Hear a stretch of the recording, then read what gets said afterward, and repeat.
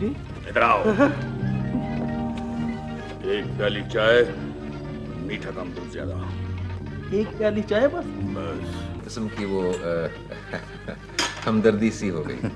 और जी ये क्या बात करते हैं, इसकी तो शक्ल ही ऐसी है, इसे देख के और कुछ हो ना हो ये हमदर्दी जरूर हो जाती है। अरे भाई, अरे क्या कर रहे हो? ये आंखों में जो मिट्टी मिट्टी होती है ना कि वो निकल जाती है इस तरह। ये अखबार किसी का पेट नहीं पाल सकता। अबे ये अखबार पेट पालने के लिए नहीं होता, अखबार जहन पालने के लिए होता है, अगर हो तो भाई कॉन्टेक्ट लेंसेज।